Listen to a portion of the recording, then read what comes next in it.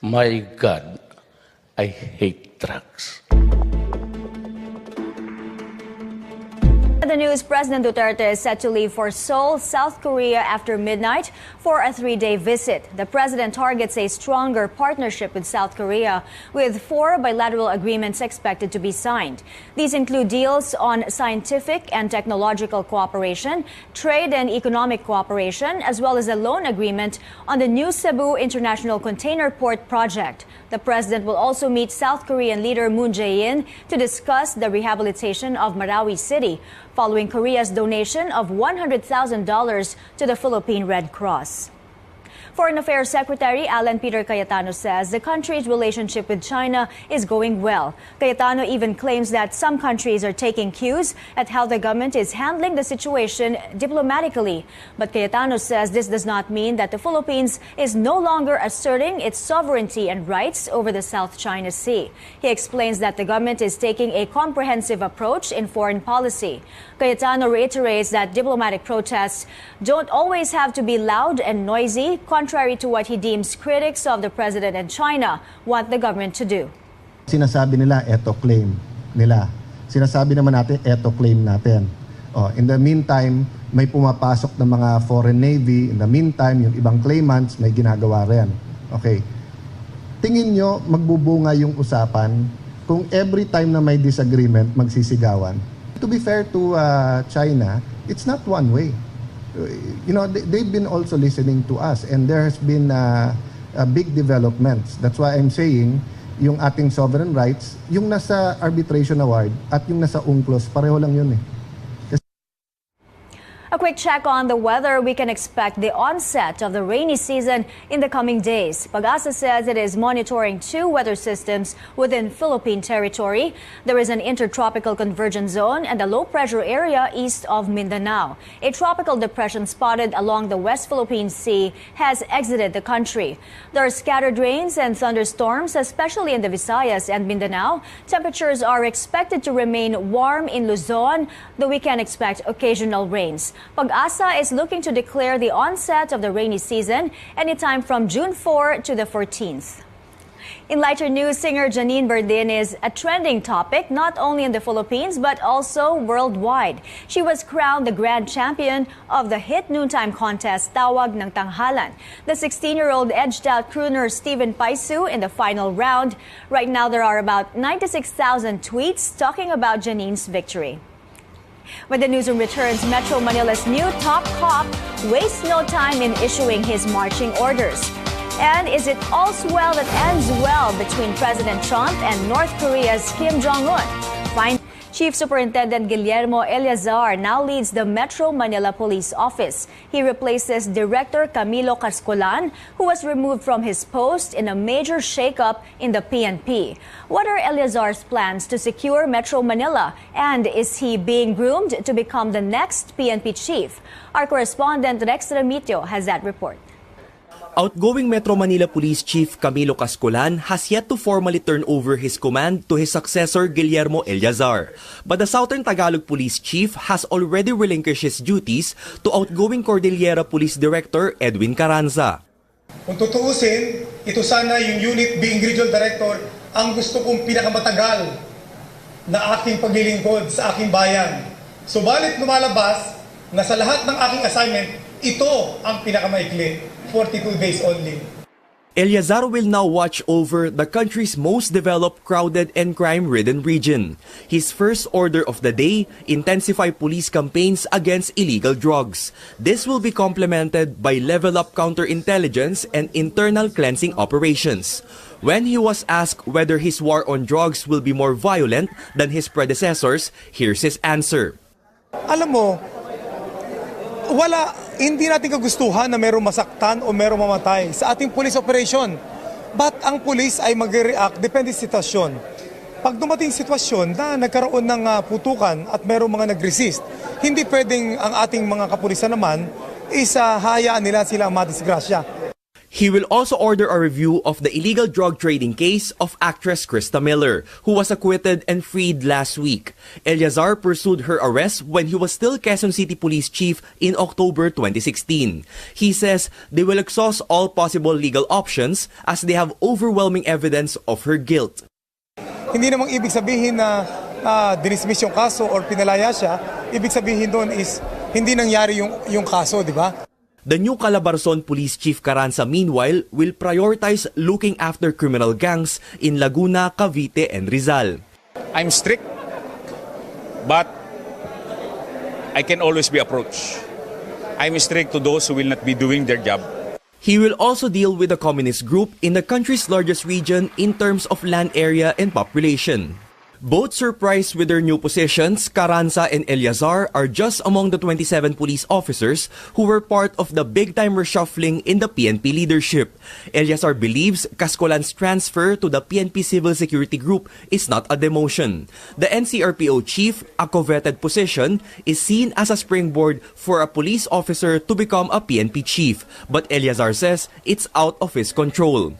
Eleazar enjoys a close relationship with PNP Chief Oscar Albayalde, who was also the NCRPO chief before Cascolan. Rex Remitio, CNN, Philippines. The reshuffling is part of the PNP chief's promise to bring to Camp Crame his stern style of leadership. PNP Chief Oscar Albayalde earlier said he wanted to reorganize officials based on merit and not connections. The PNP also explains the shakeup is due to the retirement of some officers and based on the performance assessment of an oversight committee. Ito yung naging result ng assessment and evaluation of the members of the Oversight Committee as announced by the Chief PNP during his assumption. They have determined na magkaroon ng reshuffling dito sa ngayon. Dahil sabi naman nila na para lang magkaroon ng well-rounded career pattern ng ating mga senior police officers. Bulalakaw himself was reassigned. He will be the OIC of PNP Region 6 in Western Visayas. Replacing him as PNP spokesperson is Senior Superintendent Benigno Durana Jr.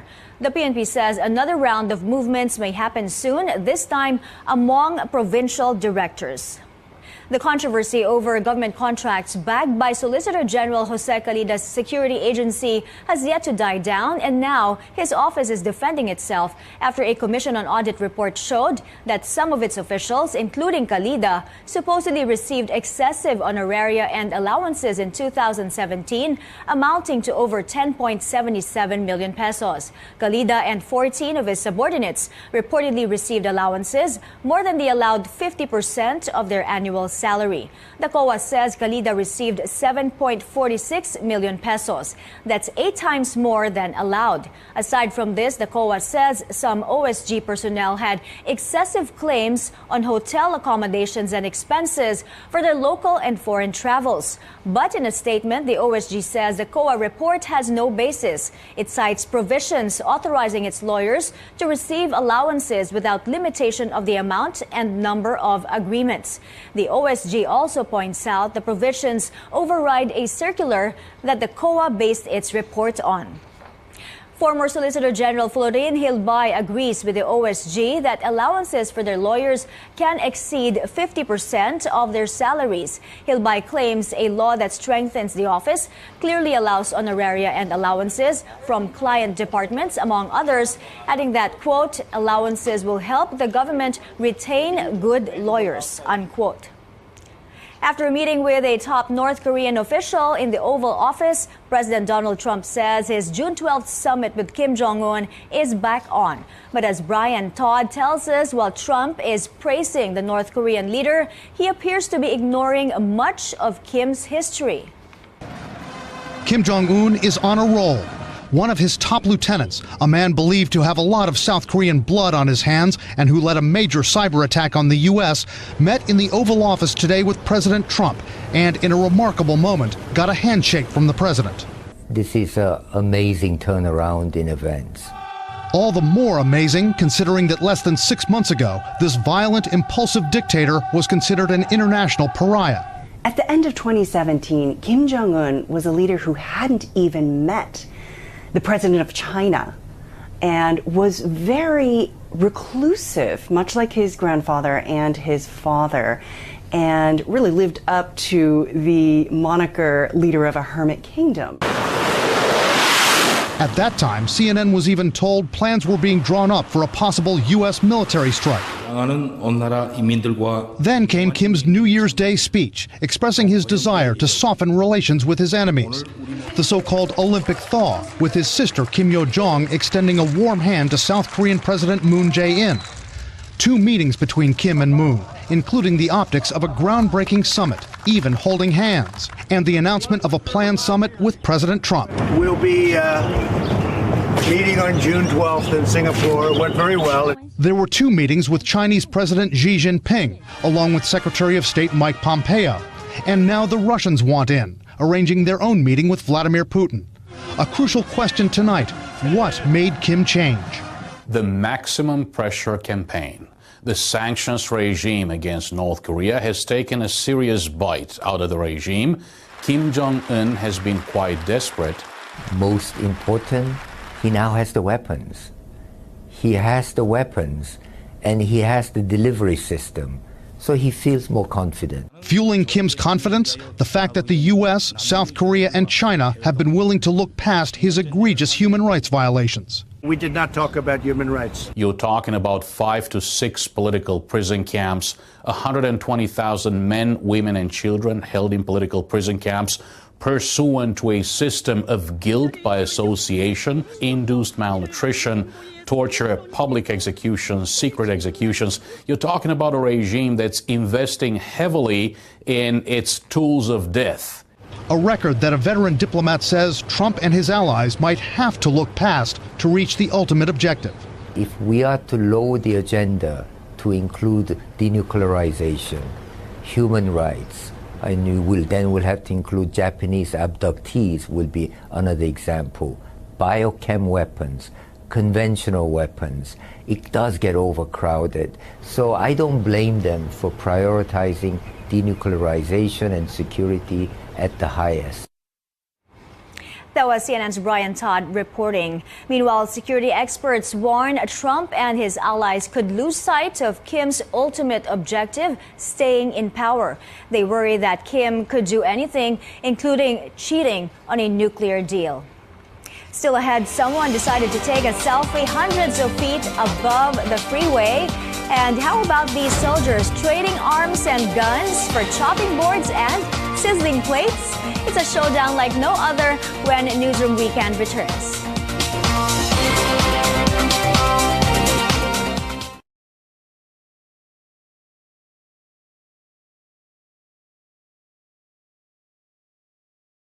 Viewers on Facebook Live, good evening po sa inyo. Hello kay Bimbol Haji Rasul, kay Leo Arguzon, watching from Oman.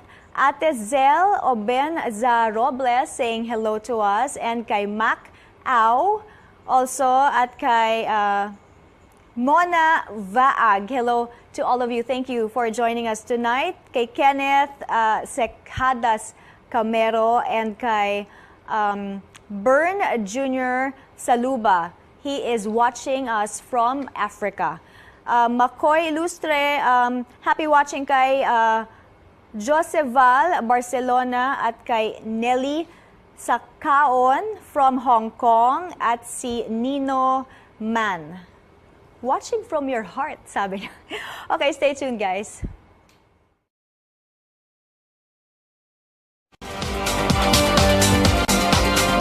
The news is back with more stories. Some good news. After repeated price hikes, oil companies announce a rollback in fuel prices effective tomorrow, June 3. Petron says it will cut gasoline prices by 1 peso and 20 centavos per liter and diesel by 90 centavos per liter. Kerosene will go down by 1 peso per liter by 6 a.m. tomorrow. Same price rollbacks for PTT and Sea Oil. The companies say this reflects adjustments in the international oil market. Over in Australia, an unlikely pedestrian was caught getting an up-close look at a security camera on a motorway. A curious cockatoo is seen going in and out of the frame, inspecting the camera from different angles. It's still unknown what caught the bird's attention, but Queensland Transport is assessing what can be done to make sure the camera is kept clear so workers can complete their traffic control duties. He probably wanted to get a bird's eye view. The world celebrates Pride Month this June. Here in the country, celebrities are taking the lead to help create more awareness and acceptance for the LGBT community. Motoring enthusiast Angie King and her wife, model TV host Joey Mead King, are putting a fresh face to their advocacy. The celebrity couple has launched a makeup line in time for Pride Month. Speaking to CNN Philippines, they believe Filipinos are ready to move forward to become more accepting of the LGBT community. We wanted to launch this campaign in hopes to create awareness for our cause, which is LGBTQIA awareness. It's being inclusive, getting everyone on board, and not discriminating based on gender expressions. But we wanted to make sure that our lip line was a dual, because we wanted for everyone to express your own duality, open up your diversity. You can order online beginning June 6. The makeup line will also be sold in stores by June 9. Acoustic trio Boys Avenue conquers the Manila concert stage. This is the band's 7th visit to the country. But what makes this time more special is their collaboration with OPM sensation Moira de la Torre, who performed some of her greatest hits.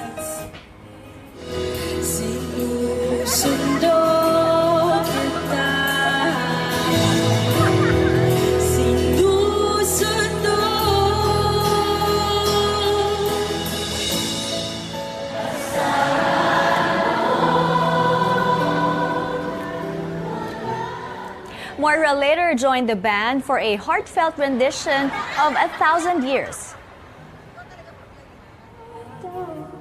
Suddenly goes away, somehow. One step closer. I have died every day waiting for you, darling, don't be afraid. Boys Avenue performed both their original and song covers, ending the night with a Goo Goo Dolls classic.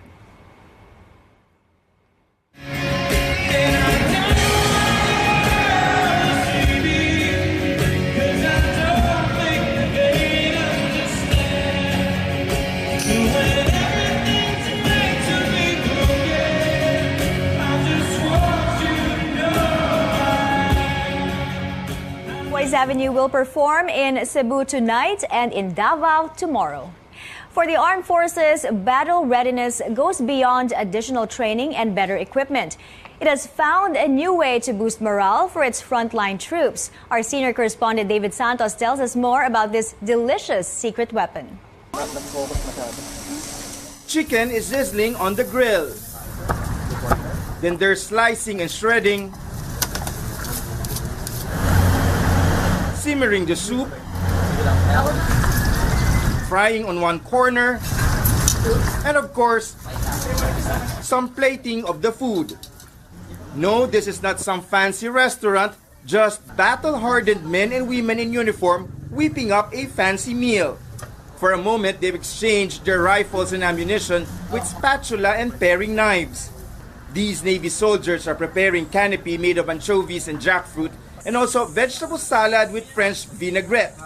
Medyo peacetime, then medyo walang bakbakan. Pwede namin i-serve sa kanila para one thing is to boost their morale, sir. The Armed Forces is partnering with the Center for Culinary Arts to train soldiers not only to level up their cooking skills, but also on proper food handling and sanitation. They deserve the best because they offered so much, they sacrificed so much, and they just deserve it completely. And for us, providing them the utmost meal that we can serve them is such a joy for us. After a 3-day workshop, their expertise are put to test to what is aptly called Battle of the Kitchen Warriors. Entries include the Navy's sunken ship salmon with pandan rice, and the chicken airstrike on banana trunks of the Air Force. Judges are impressed. Okay, the presentation is very nice, no? It's very unique. During last year's Marawi siege, the AFP mobile kitchen was deployed to serve thousands of soldiers as well as civilians affected by the conflict. Frontline troops who have been used to canned sardines and crackers find freshly prepared meals morale boosting. Plus, they also get to save their meal allowances. Pag sila ang nakakatikim ng mga fresh na pagkain, siyempre lumalakas yung katawan nila na makipaglaban. So one way how to win the battle is basically feeding our people and feeding our service people. Aside from better training and modern equipment, the military is arming their troops with a new secret weapon: good food. David Santos, CNN Philippines. That's what's happening in the newsroom this Saturday, June 6. I'm Mai Rodriguez. Stay with CNN Philippines, where we tell the story of the Filipino. Good night.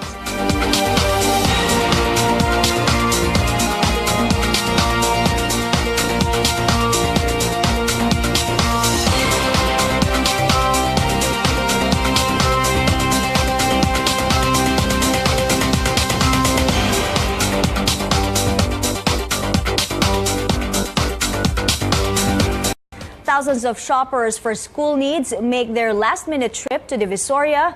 The good news, prices of school supplies remain relatively cheap and stable. The bad, it's going to be a struggle going in and out of the area.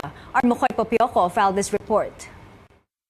For 50 moms and dads, all roads lead to Divisoria 2 days before the opening of classes. And all throughout the afternoon, people have continuously arrived, making the alleys of Divisoria more crowded. And in the sea of busy shoppers, we spotted Venus Pigayo, who's shopping for her 5 nieces. Pigayo, who traveled from General Trias, Cavite, brought with her a budget of 1,500 pesos. And after almost 2 hours of going around looking for the best deals, she was able to buy everything she needs for over 1,200 pesos only. Bali 1,151. May 150 pa. Ay, 350. Okay lang, masaya kasi may may natira pa eh. Nung mga nagdaang araw po medyo matumal pa po, ngayon po mabenta na po, alas dumagsa po mga tao. Pinaghahandaan po namin yung pagdating ng tao, kaya kailangan po mas marami pong bantay para iwas na rin sa mga salisi. Joan Marquez is one of the vendors here. She says there was a 1 peso hike in the prices of notebooks from that of last year. But the prices of other school supplies are stable. On average, notebooks and pad paper cost not more than 10 pesos. Ballpens start at 7 pesos each. White uniforms can be bought for as low as 100 pesos. Shorts and shirts are at 120 pesos per piece. Trade and industry officials warn customers to check the labels, manufacturers, and other details of the items they buy to ensure quality and safety. Undersecretary Ruth Castello said the agency is also closely monitoring the prices of commodities. Vendors here say tonight they're expecting to have thousands more customers, mostly who avoided the heat of the sun this morning. Shops are open until 10 in the evening and will open again tomorrow at 6 in the morning. For those who are planning to do their last-minute shopping, we'll bring lots of patience, because even before you reach Divisoria, the roads surrounding the shopping district are already congested at this time. Makoy Popioko, CNN Philippines. How many students will be going back to school? According to projections by CNN Philippines Research, nearly 28 million students are enrolled this school year. This number covers all public and private schools, as well as state and local universities and colleges. Breaking down the numbers further, we're expecting nearly 3 million kindergarten enrollees and almost 14 million grade 1 to grade 6 students. From grade 7 to 10, projected enrollment is over 8 million, and from grade 11 to 12, nearly 3 million. Amid efforts to make sure Monday's school opening will be smooth and orderly, challenges remain, like limited classrooms and school resources. Tristan Nodalo tells us how the Education Department prepares to address these woes. Lack of classrooms, late enrollees, and students who cannot find their classes. These are the usual scenarios every school year. The Education Department says they are aware of these annual school woes, but they are exerting efforts to minimize the impact. Alam naman natin ang sitwasyon sa NCR, wala na talagang buildable space. Kahit gusto nating magtayo ng mga eskwelahan, wala tayong mapagtayuan. So, ang nangyayari, double shift yung ating mga klase at hinahati natin kung sino yung pang-umaga at kung sino yung panghapon. Some public schools in Manila are even holding a 2-day dry run to anticipate the challenges that schools and teachers may encounter on the first day of the school year. Marami ng mga eskwelahan ang gumagawa nito for one or two reasons, like to ensure that the opening of classes smooth and orderly, and to give orientation to teachers of their teaching load. Dito na din sineset up kung yung mga lugar kung saan dapat i-accommodate yung mga late enrollees. For the meantime, DepEd also launches a Public Assistance Command Center in its central office in Pasig to assist those who may be having a difficult time processing their enrollment. All is set for Highway Hills Integrated School in Mandaluyong through the help of Brigada Eskwela. We prepared already the school for the opening of classes. We cleaned already the classroom, ready for June 4. And then we have already posted the list of learners in every grade level and their classrooms. And parents with their children come here in the school to find out where are the rooms of their children. Unlike other public schools, Highway Hills has enough number of classrooms for students and they can still accommodate more. Meron po kaming ilalagay po dito na action desk sa harap. Since we are integrated, meron pong action desk for elementary, junior high school and senior high school. And they are all accommodated because our school is still accepting enrollees. Incoming students also pay a visit to the school to check their classes and the things they still need to prepare. Masaya po. Bakit masaya? Kasi po may bago na naman po ako matututunan. Ano na yung mga niready nyo? Mga bag po, notebook, tsaka mga pencil case, lapis, tsaka ballpen. Marami pa po. While a parent brought her kid this early to familiarize her with the school facility and avoid separation anxiety on the child's big day. Para po mapakita ko sa kanya yung big school, para po hindi na rin siya magulat sa pasukan. Tapos po yung section din po kasi nga. At the same time, excited naman po siya. Kanina pa po siya tanong sa akin kung, Mami, wala pa po ba akong pasok? Ganun po. Gustong-gusto niya na pumasok. Tristan Udalo, CNN Philippines. Tungkol sa bagong NCRPO chief, si Chief Superintendent Guillermo Eleazar. Si Rex ay nandun kanina sa change of command ceremony doon sa Laguna, kung saan si Eleazar handed over the reins to his successor already sa Calabarzon PNP and find out ano ang kanyang marching orders, his first order of business as Chief of the Metro Manila Police. That's the report of Rex Ramitio, like I said. And I'd like to have a few greetings kay Richard Alden, Babik Ang, and Pusong Nasasaktan. Sino to? Okay, saying hello as well is Jenny Kiba and Frida SPJ is waving at us, and si XTY Bradshaw. Also, hello kay Ann Acosta saying hello to us, and also kay Ati Voj Tobawon Kamasis.